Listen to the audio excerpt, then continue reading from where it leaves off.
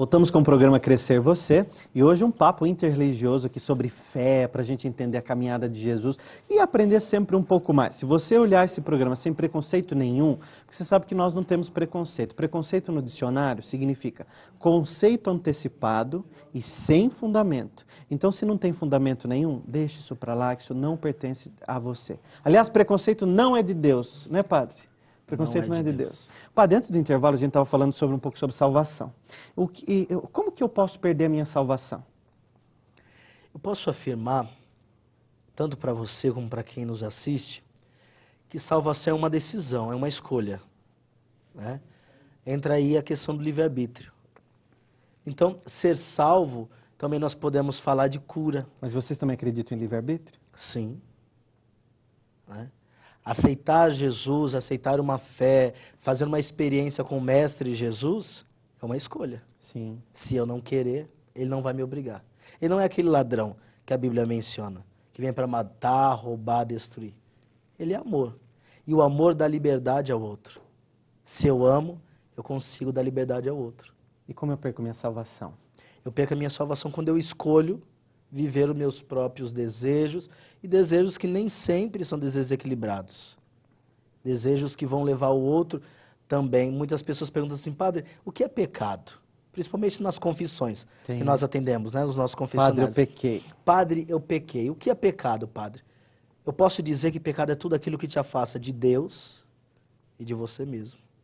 Que te afasta de Deus e do seu irmão. A minha atitude me afastou de Deus? A minha atitude me afastou de mim mesmo? A minha atitude me afastou do meu irmão, do meu próximo? Aí eu identifico o que é pecado e o que não é pecado. Pastor, existe pecadinho e pecadão? Olha, eu pequei só um pouquinho, pastor, e agora? Poderia existir, né? Seria mais fácil. Pecado, não existe essa medida. O que existe são as consequências. Daí elas são bem diferentes, né? Uhum. Uma coisa é a pessoa que mentiu, ela vai ter uma consequência por conta daquela mentira. Outra coisa é a pessoa que cometeu um crime, matou alguém, por exemplo. Ela civilmente vai ter uma outra consequência. Uma punição, tá. Isso, por aí vai. E o que é pecado lá na sua denominação, na sua religião, Então, na sua doutrina? Pecado é, essa palavra pecado, ela vem de um termo que na nossa doutrina significa errar o alvo. Errar o alvo.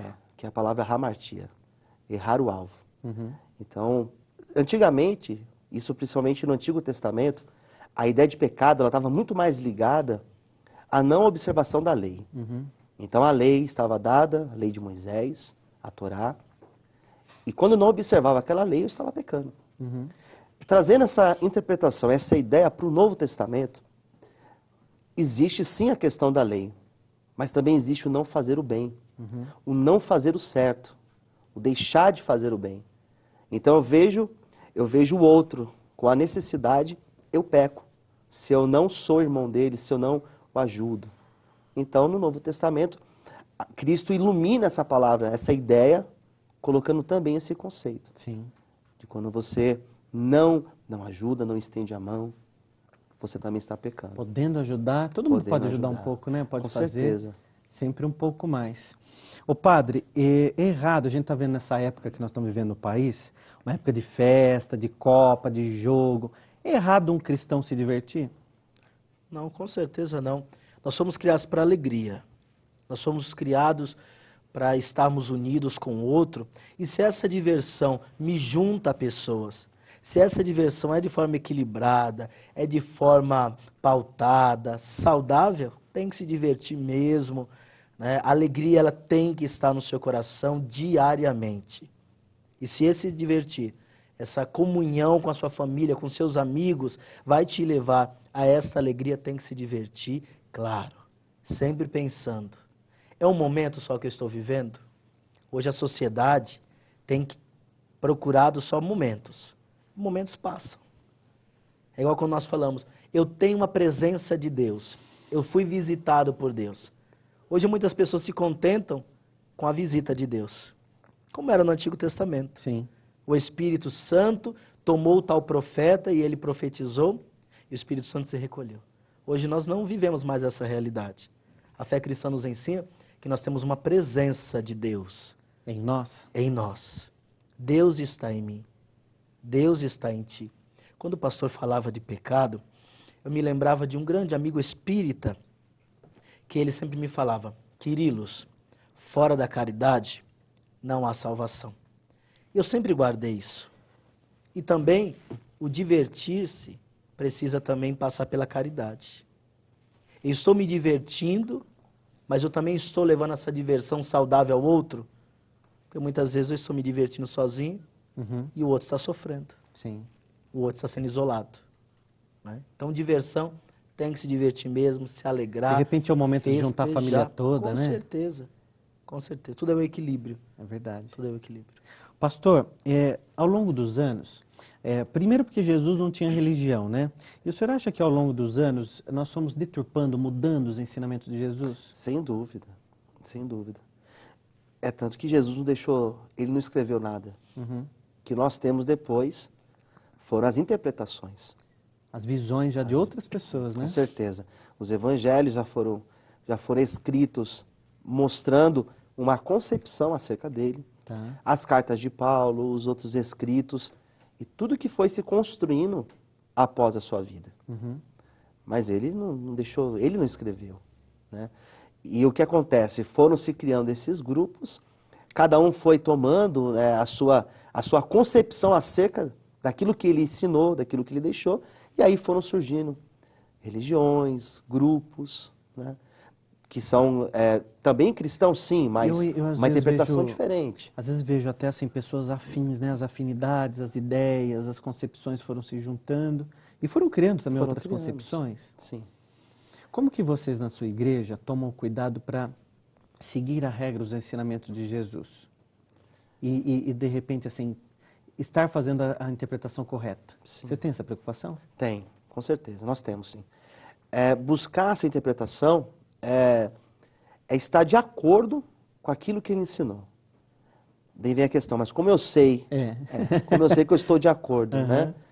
Tudo uma questão de princípio. Nós procuramos ter esses princípios norteados pela palavra de Deus. O que nós usamos hoje para nortear é a palavra de Deus, né? É aquilo que nós entendemos.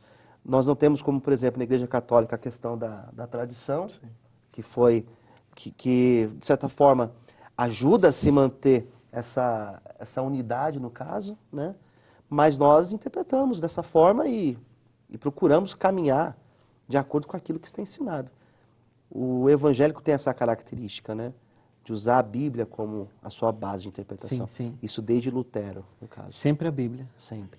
Porque eu vejo muitos evangélicos dizerem assim, mas isso não é bíblico, isso não está na Bíblia, não tem isso, né? Que também é uma outra questão problemática, que a gente não encontra tudo também na Bíblia. Sim. Algumas questões que hoje são faladas, por exemplo, na Bíblia não vai ter, elas não estarão lá. O que, por exemplo? Vamos pensar a questão do aborto. Sim. A questão do aborto. Por que não se falava naquela época? Porque outras questões... Eutanásia, né? Eutanásia.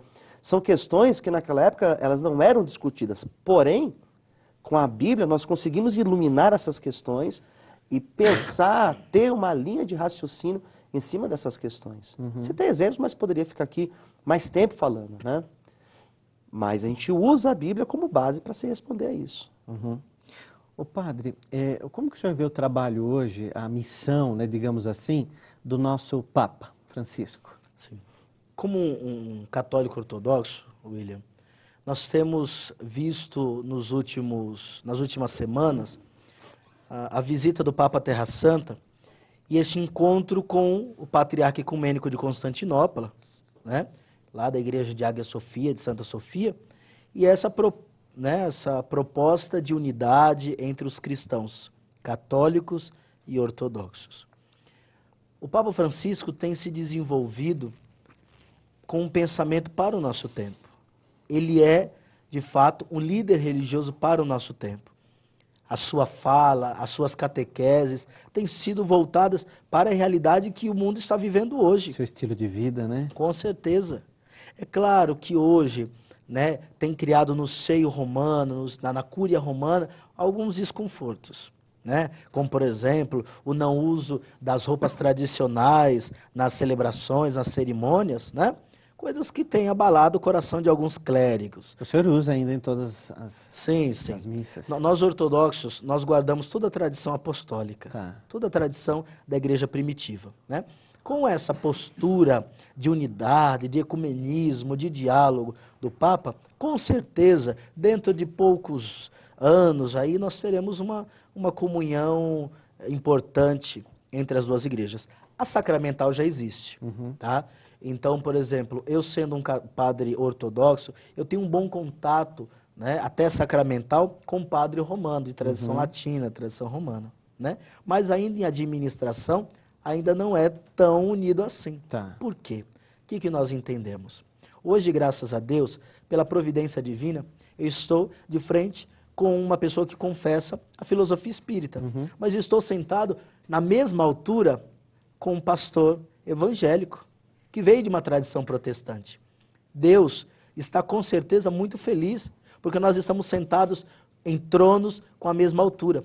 O que diferencia as religiões hoje é justamente isso. Quem vai sentar no trono mais alto? Talvez isso atrapalhe um pouco os comentários, os diálogos entre as religiões.